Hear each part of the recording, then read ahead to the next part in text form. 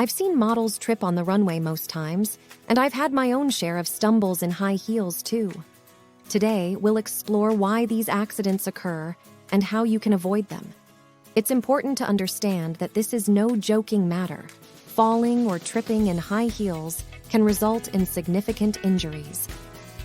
The first cause of these mishaps is wearing the wrong heels. It's pretty common to see those mishaps when people wear super tall or uncomfortable high heels. When the heels are super high, they mess with your balance, and you're more likely to stumble or lose your footing. And if the shoes are just plain uncomfortable, it's a recipe for pain and discomfort, which totally kills your ability to walk freely on them. So, if you want to avoid those awkward moments, go for heels that are a bit more low and comfortable. The second major reason for these mishaps is the lack of practice. It's surprising how many models who trip on the runway simply don't put in the time to perfect their walk. They often assume they can handle any heel height with ease.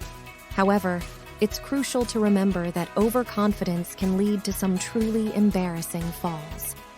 Let me share a story from my modeling days involving one of my colleagues.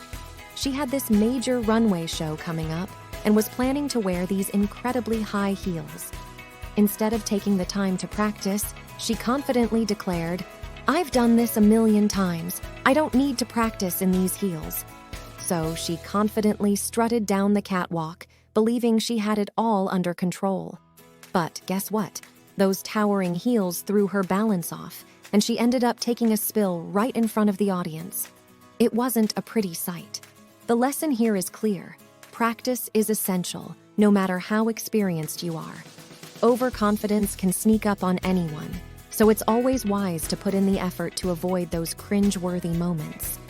The next big cause of these blunders is wearing heels that are either too small or too big. It's like trying to fit a square peg into a round hole. Imagine you accompany a friend shopping and you spot a gorgeous pair of high heels at the store, but not your size. You're determined to have them, so you squeeze your feet into a smaller heel size because they look amazing.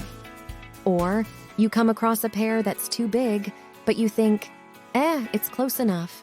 You buy them, hoping for the best. Now, when you wear heels that are too small, your toes get crammed, and it's not just uncomfortable.